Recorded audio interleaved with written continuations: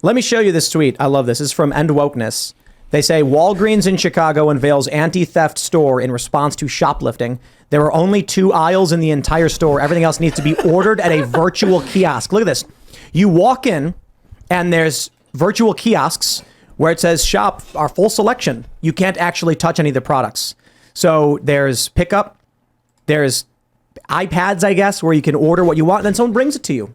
That's how bad things are getting. That's so hateful of Amazon. those Walgreens franchise owners. Chicago.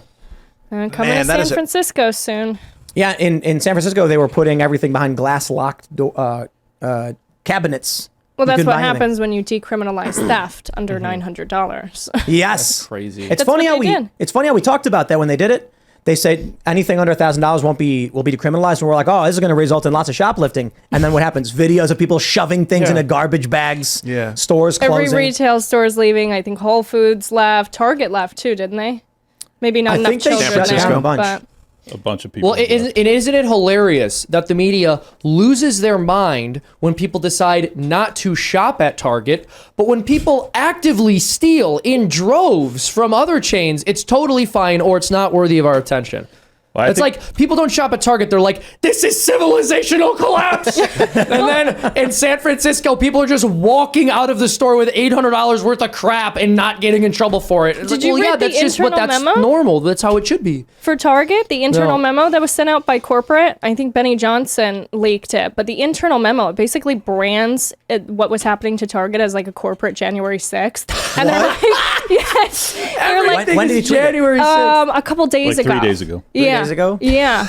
And they basically branded us a corporate January 6th. They're like, we're at risk. Please move all the gay displays somewhere else to the back of the store. Yeah, because their employees were at risk because of the rainbow displays and your non-binary baby onesies, but not when people are shoplifting and burning down the stores in 2020. Also, correct me if I'm wrong, but I don't think the problem on January 6th that everyone was clutching their pearls and freaking out over was that conservatives weren't going inside, right? Like this is literally people saying, we're not going to enter your building. They're like, this is just like the time you trespassed all over again. I trespassed when the cops were opening the doors for you. And I gotta extrapolate this out to the real estate market because I think people are really sleeping on the commercial real estate market. This is horrific for commercial businesses. Oh yeah, and commercial real estate. Like, who is going to be filling those vacancies in San Francisco? You'd have to be out of your mind. Take a look. Let's add more to it. This is from Yahoo.com. Fortune, all hell is going to break loose.